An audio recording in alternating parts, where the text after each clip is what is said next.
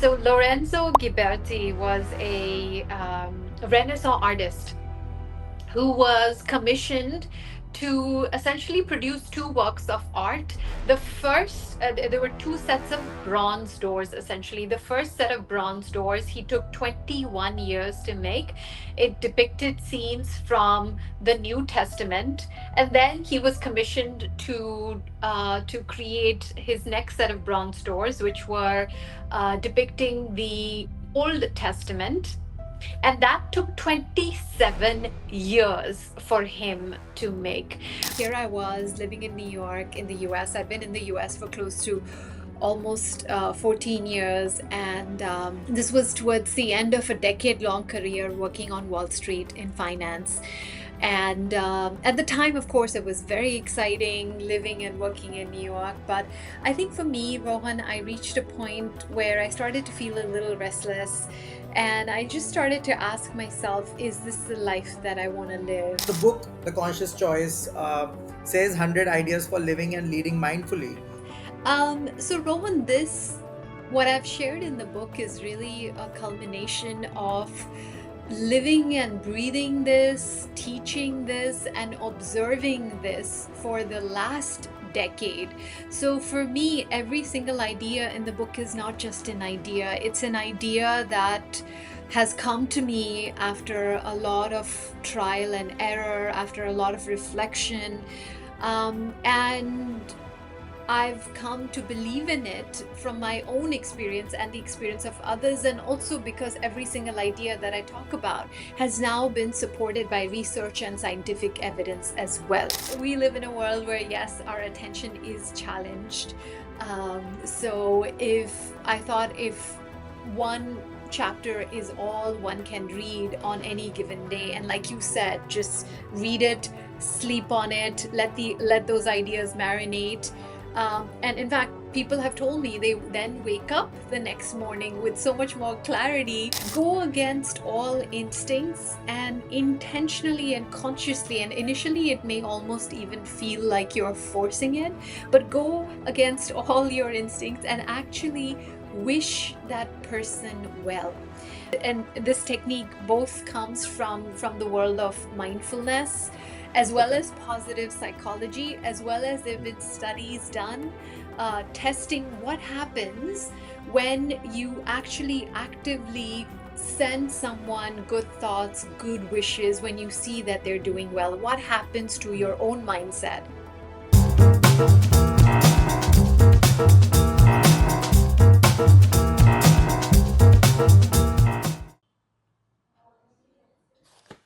Oh, you're here. Uh, so I was reading this book called The Conscious Choice by Bhavna Toor, and I talked to her about this book and about what this book stands for in this podcast. So yeah, it's called The Conscious Choice, and the subtitle is 100 Ideas for Living and Leading Mindfully, which is an idea which is very close to my heart. I try to do that, and I've been inspired to do that more so after reading this book. For those of you who don't know about Bhavna Toor, she is the founder and CEO of Shenomics. She's a LinkedIn top voice and a TEDx speaker. She moved back from New York after working in New York for over 10 odd years, I think so, around 14 years. And then she found her calling and started working on this, movement called Shenomics. And she has studied at NYU Stern, and during the conversation, we touched upon many interesting topics. Amongst them were how to lead work and life mindfully. There were several examples from Greek mythology also, discussed. Amongst them were the example of Hercules, and many other, ancient wisdom is already in the book.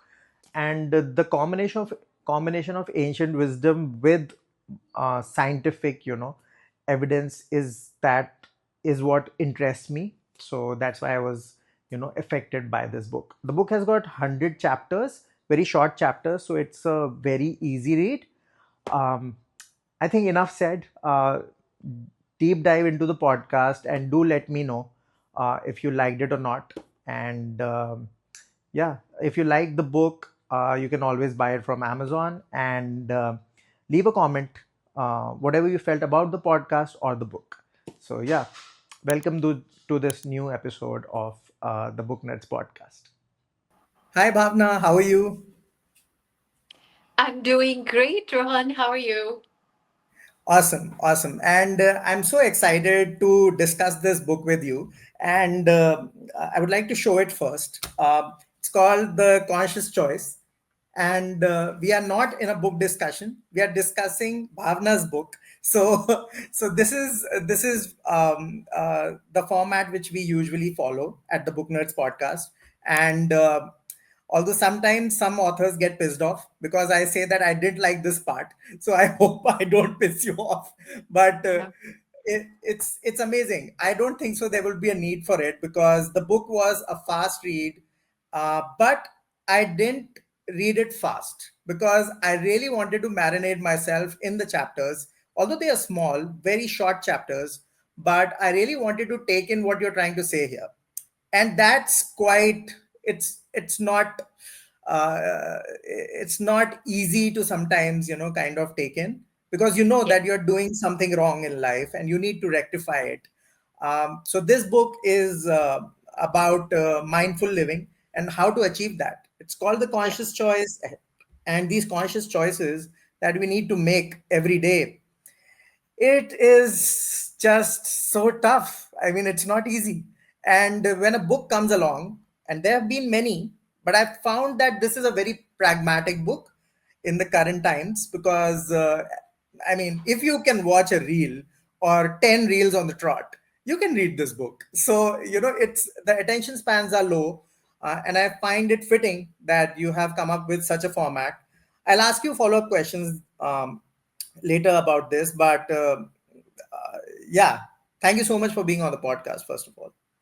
Thank you for having me on the podcast, and I must give you full credit for actually reading the book before the interview. Not everybody manages to do so.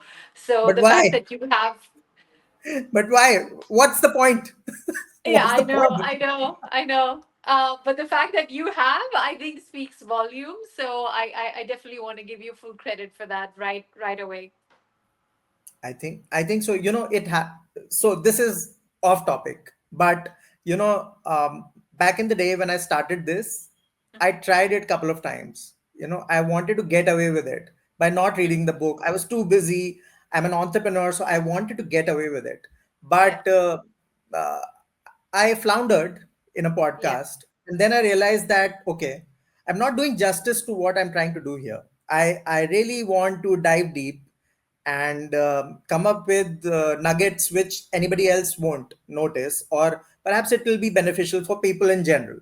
So I changed my entire process. In fact, when we were kind of trying to get you on the podcast, we were like pushing it because of my reading time, because we really wanted to get you very soon. But Charu from your team, I was like, okay, give me some more time, give me some more time, I just want to be sure. So that's how right. I'm trying to do it, and I'm so glad. So this has been my read for a bit now. Okay, let's get to the book. Enough Yeah. of chit chat, and that will happen, of course. But let's get to the inception of it all. The Yes. initial part of the book, it mentions the gates of paradise, and that was such a cool setting. I was immediately drawn in because it happens to many sometimes, that you change your perspective, you change your existence through small things that you notice in everyday life. So tell us a bit more about this. Yes, yes. Thank you for actually setting the context with the very beginning, the gates of paradise. It's something very close to my heart, and I don't always get to talk about it. But to give you the context, Rohan, so Lorenzo Ghiberti was a Renaissance artist who was commissioned to essentially produce two works of art. The first, there were two sets of bronze doors, essentially. The first set of bronze doors, he took 21 years to make. It depicted scenes from the New Testament. And then he was commissioned to create his next set of bronze doors, which were depicting the Old Testament, and that took 27 years for him to make. When I first read about that, that he essentially dedicated his entire life to creating a singular masterpiece, and which was so stunning that Michelangelo actually named the doors the gates of paradise. And I first read about this, and then I had the distinct opportunity to actually see the doors when I visited Florence in 2015. And I remember standing in front of these magnificent doors, and I just had this moment that what if whatever life I have lived so far, sure, it's been great. It's been wonderful. I've made some choices that have worked for me, some choices that have not. But I haven't entirely been intentional or fully conscious with the way I have designed my life until now. But what if from this point on till the end of my life, just like these gates of paradise, I look at my life as a masterpiece and I devote the rest of my life to creating this masterpiece with a lot more intention and a lot more consciously. And that's where the idea really seeped into my mind and into my soul that I do want to live a lot more intentionally, a lot more consciously. I want to be able to make choices that lead me in a certain direction, that, yes, on some level, sure, give me the worldly success and achievements as well, but much more so beyond that, that also allow me to grow from within, that allow me to also become the person that I wish to become, such that at the end of my life, I can really look back and feel proud of the life that I've lived and the person that I've become. And that was really a pivotal moment for me in beginning my journey to living and leading consciously. So, in the book, Bhavna, you mentioned that you know you came back from NY to India, and it's very close to home because it happened to me as well. We all have that, the American dream, that especially back in the day. I mean, now India is also progressive, and people are thinking otherwise, but back then it was only you really wanted to hang out in America only and work there and study there. So you came back, but this adaptation, because there are so many expectations. Sometimes you have financial, loans that you have to take care of. You need to repay them. You kind of everybody at home, parents are hoping the best for you, and when you come back, then what happens. They maybe they won't say it, but there is, you can see it on their faces, right? So what happened back then in New York, and how did you Yes. come back? And that story is very fascinating. Yes, yes. Thank you for asking me that, because it was definitely, looking back, a pivotal moment in my life. Here I was living in New York in the U.S. I'd been in the U.S. for close to almost 14 years, and this was towards the end of a decade-long career working on Wall Street in finance. And at the time, of course, it was very exciting living and working in New York. But I think for me, Rohan, I reached a point where I started to feel a little restless. And I just started to ask myself, is this the life that I want to live? And am I really honoring the values that I grew up with? Because as a young girl, I grew up with really looking up to my parents, whom I saw they were always giving back, and they were held in such high regard in the community. And I always hoped that one day even I would go on to help as many people as I could. And when I paused to ask myself, am I really making the kind of impact I had hoped I would make? The answer was no, not really. Yes, my life looked great on paper, but I wasn't really taking any big risks with my life. I wasn't really pushing the envelope to really define my own path. And one thing I heard you say is the American dream. Um, Sure, for for the world at large, for many people, they that may be the dream. But I think all of us have to ask ourselves at some point in our lives, what is my dream? Because just following what the societal dream is, it will get you some amount of success, but if it doesn't really lead to true fulfillment within, somewhere or the other, that is going to come back to haunt you or come back to bite you. And what each of us really has to do, Rohan, is find the courage to ask ourselves, but what is my path? Forget what the world wants from me. What is my path? What is going to give me peace of mind? What is going to allow me to become the person I wish to become? What is going to allow me to make the kind of impact I want to make? And for me, while I didn't have all of the answers at the time, what I did know for sure is I did not want to live the life that I was living. And so, in order to answer those questions, in order to find out what could be my path, I just knew I had to leave that rat race behind and really pause for some time in my life so I can more deeply reflect and find the answers to those questions. And somewhere, I was very spiritually drawn to coming back to India. And so I came back to India. And after many, many years of experimentation, I did find my path. And here we are now, 10 years after making that decision, more than 10 years after making that decision. And I couldn't be more proud for the the one conscious choice that I made to take my life in a different direction, in a direction that was of my own choosing. Wonderful. I mean, it takes a lot of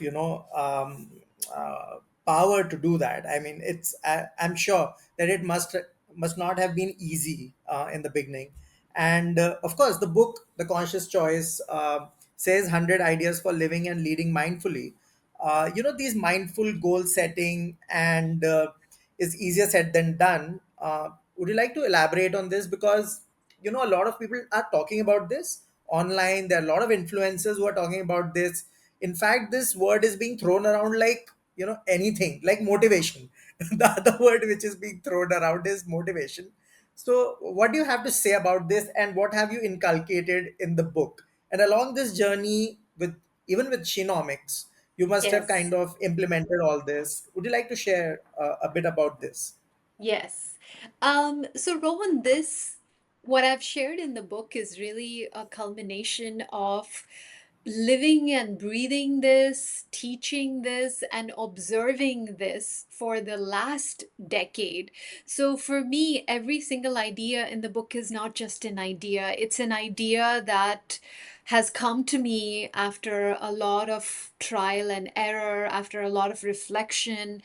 And I've come to believe in it from my own experience and the experience of others, and also because every single idea that I talk about has now been supported by research and scientific evidence as well.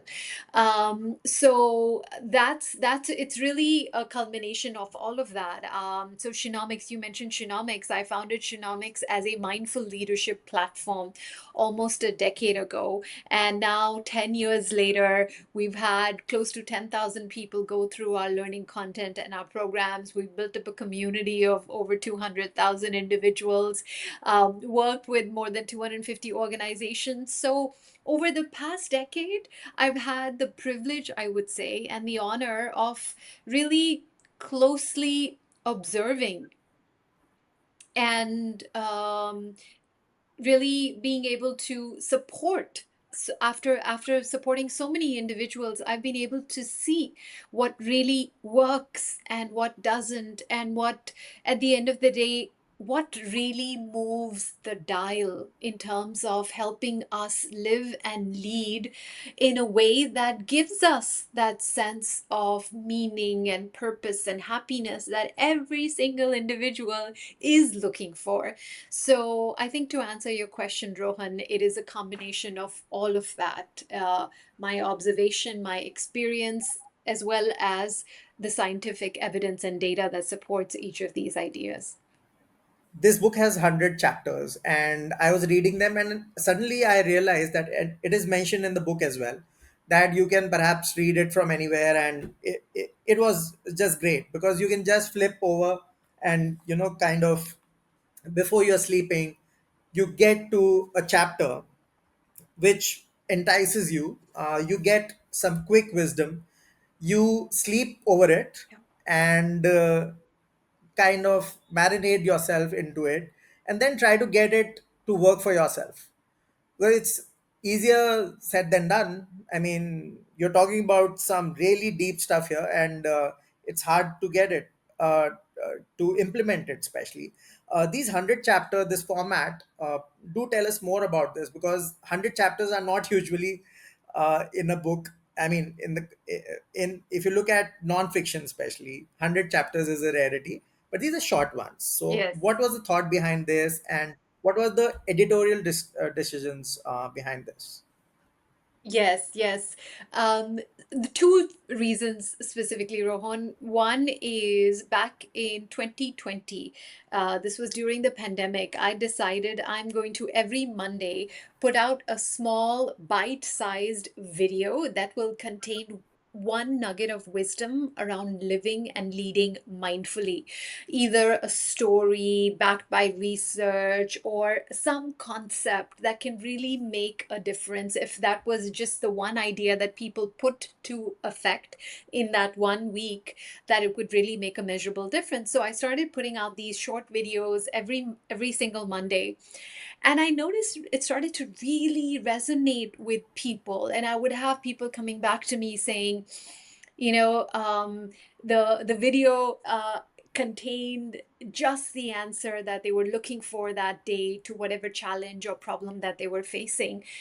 And honestly, that is when I started thinking, what if I was to take um, the best performing content that I have, that I've shared over the years, and what if I was to collate it all into one book? Because I know each idea as a standalone has been impactful for people. So why not just curate this collection of ideas that could be that people could just consume on a standalone basis as and when they have a chance. So why not do that? Because and the second reason is really about that, because we live in a world where, yes, our attention is challenged. So if I thought, if one chapter is all one can read on any given day, and like you said, just read it, sleep on it, let those ideas marinate. And in fact, people have told me they then wake up the next morning with so much more clarity, because they've been able to fully process one idea deeply. And I find it's working. Actually, a lot of people are telling me the fact that it's not just one long book, but it has these standalone chapters, it's really helping them both learn and apply these ideas in a much more thoughtful manner. Yeah. An amazing chapter for me personally, and this is where the reader in me gets excited, because it makes me feel very existential.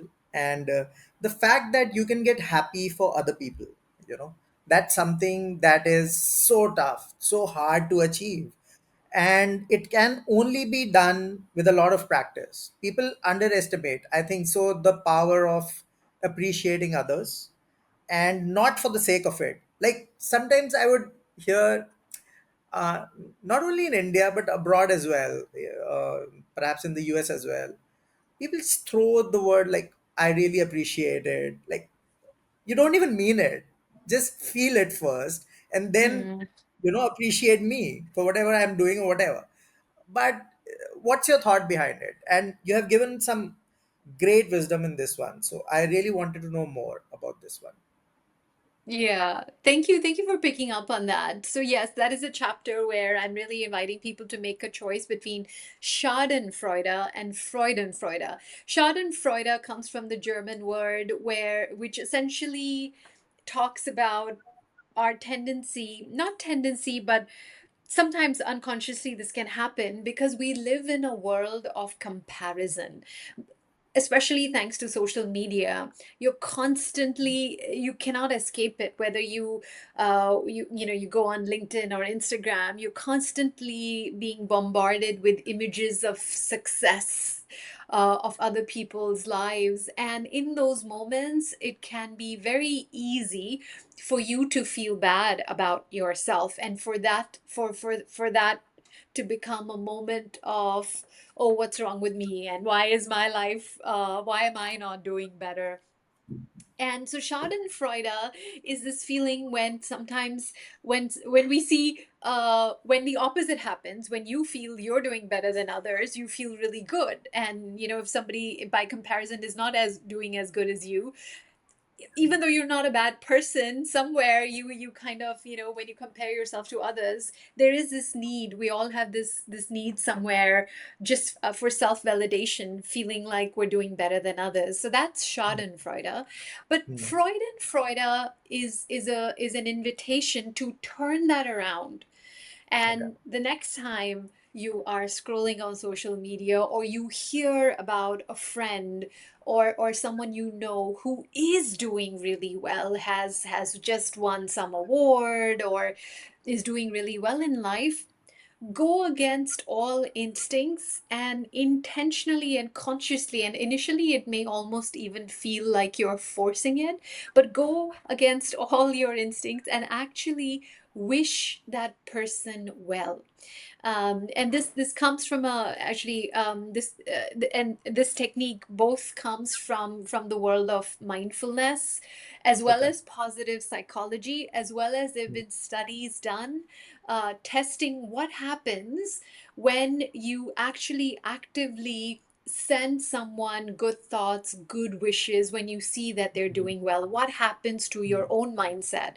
And what Right. happens, Rohan, is, especially positive psychologists have studied this, especially Barbara Friedrichsen is one Hmm. such positive psychologist who studied it. And she found, by, even though initially you may be forcing it, when you wish someone well, you move into what we call an abundance mindset.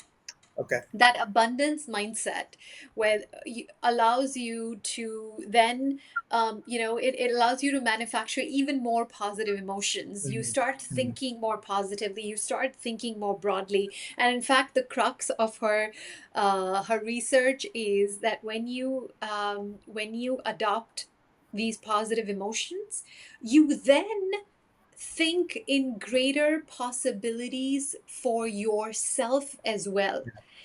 And that is the biggest reason to do it, honestly. Because when we wish well for others, if that means that instead of getting into a scarcity mindset and feeling like I'm not enough, if I actually end up broadening my mindset for possibilities in my own life as well, because then I start Hmm. thinking, okay, well, how can I also do better in my life? Where would I like to do better? How can I do better? You start thinking more constructively. It puts you into Hmm. that kind of a mindset. And that's what Freudenfreude is, wishing people well, because Yeah. it does wonders for your relationships, but it also does wonders for your own mindset. Yeah. This is so wonderful. And especially on LinkedIn, you need to Yes. really, really be careful about, you need to concentrate on yourself. Yes. Of course, you have to praise others, but don't get bogged down by others' achievements. I mean, it's Yeah. just how the LinkedIn algorithm is now. Everybody wants to shout, and it's fine. It's fine. It's okay. Yeah. If your friend has gotten a better job, it's fine. Good for him. But amazing. This chapter was just something else. I'm so happy that I left X last year, and I'm, I used to be on X, and that's Okay. a platform you don't want to be there. You don't want to be there. I mean, you Right. can find your corner sometimes, but it's mostly toxic. So yeah, Yeah. okay. Uh, there is so much wisdom from books in this book and from popular culture. um, their quotes. It was a wonderful read because you can always go and side read those books as well. So, what are the books that have influenced you over a period of time? Do you get time to read? What is any recommendations from you as well? Yes. Yes. I'm a for sure what is the technical term? I think you would know. Is it bibliophile? Bibliophile? Someone I who loves a lover of I books. promote Uh, I promote myself only book nerd. Book nerd. Okay, there you go. There you go. No, So actually, bibliophile, of course. yes, bibliophile as well, but I am a certified book nerd. Like I am a Wonderful. card-carrying member of the book nerd community for sure.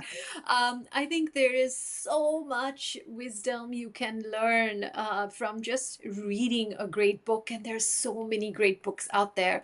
To answer your question as to what are the kind of books I would recommend, in general, I'll tell you, and that's it's very personal to me, but if this is something you are fascinated by as well, what I love is the combination of ancient wisdom and modern science. I love all of the ancient wisdom traditions, whether it's Stoicism, whether it's Buddhism, whether it's Sufism, every wisdom tradition has something so beautiful to teach Yeah. us. And all these wisdom traditions have stood the test of time. So that in itself makes all of them very powerful. I was But then looking what for a I book. really I was looking for a book right behind me because I have this book about Sikhism. I can't find it right now, but it's amazing. It's by Sarpreet Singh, and he's from Canada, I think so, and he writes about Sikhism, the entire history, and everything. Mhm. You're so right. It's so exciting if you combine both and all sorts of wisdom from ancient times. It's amazing. You were saying, Yes. yeah. Please Yes, continue. no, absolutely. I completely and and then when that same when the same thoughts are validated, and now so much of ancient wisdom is validated by modern science and positive psychology. So I love the combination of both of those things, and you can either read about those separately or where they're distilled together. So those are the two kinds of books that I read the most of. If I was to just throw out a few recommendations for our listeners, one book that I really love that I just like just was just so easy, full of wisdom, but written in a way that was so easy also to understand, is The Untethered Soul by Michael Singer. That's one book that I just absolutely love. Um, Other Okay. books, especially ones that I think are going to be very easy to read. I think The Power of Now by Eckhart Tolle is a great book on presence. Yeah. Then I also like The Big Magic by Elizabeth Gilbert. I think it's a great book on living Yeah. courageously. Yeah, there are just so many books. Other than ancient wisdom, these are some of the more Yeah. popular culture books that I Yeah. think anyone can pick up Yeah. and begin their journey of living and leading consciously. Yes. I think so. There, we should do a separate podcast about books and inspiration Yes. and all of that. Just this question, I think so. Yeah. That would do justice to this topic, and it's so underestimated. I mean, one conscious choice that I've made, and I think so. It was mentioned somewhere in the book as well, and I've been thinking about it. I try to keep of a couple of books before on my side table before I sleep, read them, and it's remarkable how better I sleep when my phone is just in the other room. I'm so happy when I get up. Yeah. It's I don't know why I didn't do it earlier. Like, what's your opinion on this? Do you do this, or am I the only one trying to do this? No, I think, what you just shared is a wonderful strategy, and it works for two reasons. One is now we have all the science around our circadian rhythms that actually says if we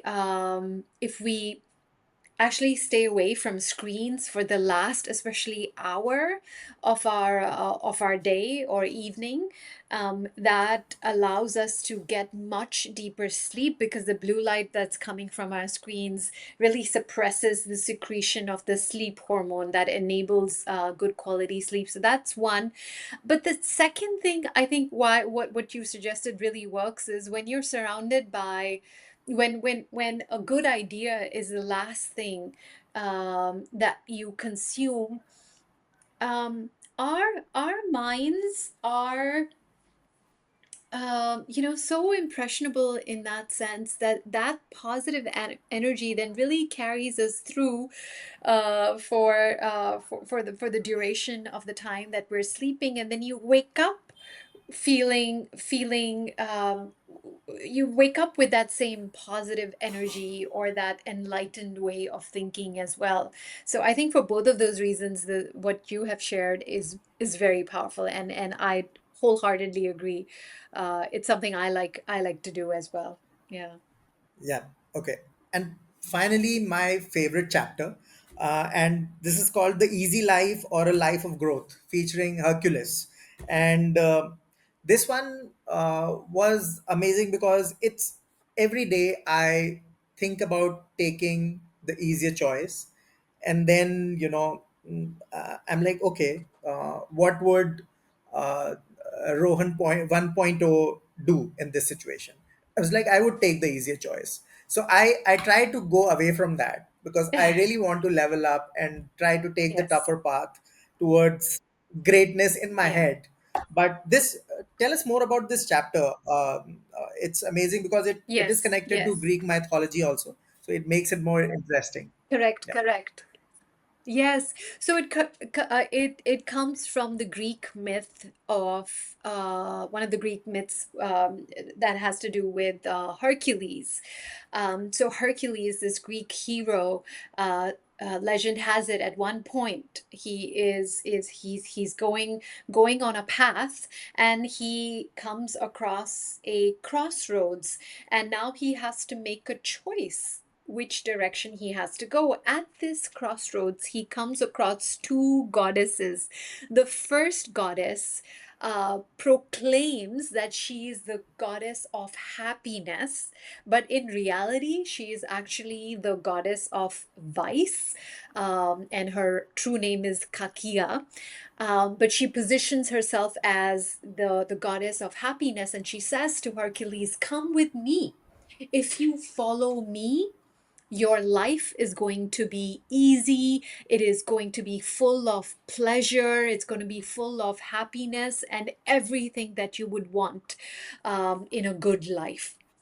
So the allure of indeed following her is very, very strong. But then you have this other goddess, and this is the goddess of virtue. In Greek, she is known as arete, which is the Greek word for excellence. And what this goddess says to Hercules is, if you follow me, you can be sure that there's going to be a lot of struggle in your life. Nothing is going to come easily, but I can guarantee you one thing, and that is you will find great peace of mind, and you will be celebrated by the gods above for your noble deeds. Wow. And no surprise which path Hercules decides to take. He decides to go for the noble path. And I think this legend or this myth is really an invitation for us to also reflect on any given day, as you said, Rohan, with any given choice, small or big, what is the path that we want to take? If we truly want greater happiness, greater peace of mind, in knowing that we are making the kind of choices that work well for us and for those around us, then we cannot always make the easy choice. We have to really think through what is going to be the more courageous choice that puts us on that path. Sometimes that could be an easy choice, but not always. But really, the key is asking which is the choice that is going to put you on that path, that eventually allows you to reap the benefits for yourself and for others. And that is what I call conscious choice. That is the path of making conscious choices. Absolutely. Thank you, Bhavna, for being on the Book Nerds podcast. This podcast has been so wonderful, especially when it comes to nonfiction. It usually gets a bit drab, but this was so much fun, and the book is, yeah, just, I think so. More than 4.5 stars for me, because the conscious choice is just one of a kind. And I would recommend this to everyone. Go buy a copy, leave a review on Amazon. That helps the author to get better in the next one, also. I'm sure she'll be writing many more. So, yeah, just get back to her on Instagram, wherever, on LinkedIn perhaps. And Yes. yes. So, thank you so much for being on the podcast. Thank you so much, Rohan. Like I said, I'm genuinely happy that you are actually one of the few people who's read the book and is having such a thought and had such a thoughtful conversation with me about the book. I really appreciate that. Thank you, everybody who listened to this podcast. And yes, if you'd like to dive in, as Rohan said, of course you can get the book, and I'd be so grateful if you left a review on Amazon. And of course, you can stay connected with us by going to shenomics.com/choice, where we will be sharing other resources and bonuses related to the book as well. Yeah. And this podcast will drop at Book Nerds. So on YouTube. So you can watch it and leave a comment niche. Okay? Niche yahan pe. Do it. Okay. Thank you. So yeah. And until Thank next you. time, happy reading. We'll be back with another awesome author. Yeah.